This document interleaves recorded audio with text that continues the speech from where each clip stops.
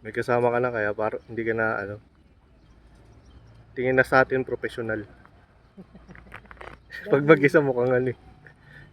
Wala, lagi na ako mag-isa tapos wala naman pa kayong mga estudyante.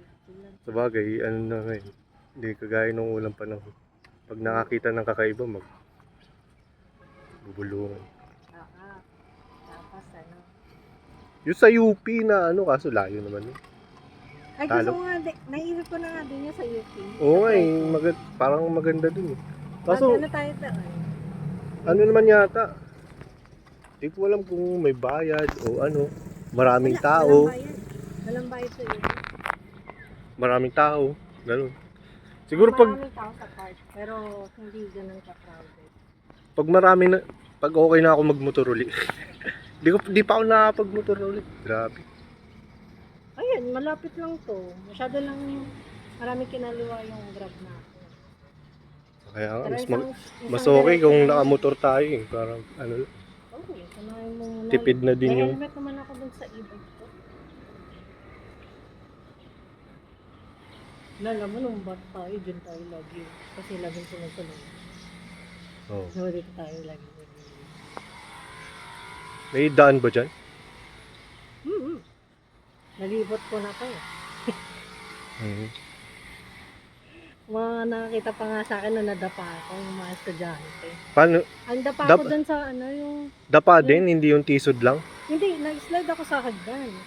Si Edmond naman ang may hawak ng cellphone. Ano ginagawa nyo? Hindi kasi kayo siguro sanay maglakad. Ayun nga.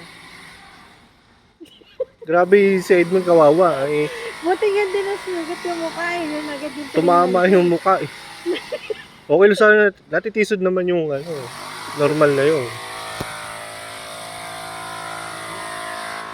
Ado lang ito sa dito. Nagdalaga.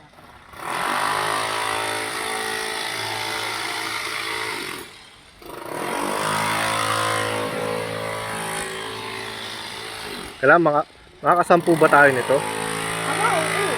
Oo. Subok ko na to eh. Paano yung, gano'n tayo katagal nito? Di ba may lakad pa kayo? Ano yung tanghali pa yung doktor? Oo nga. Nawala tuloy yun.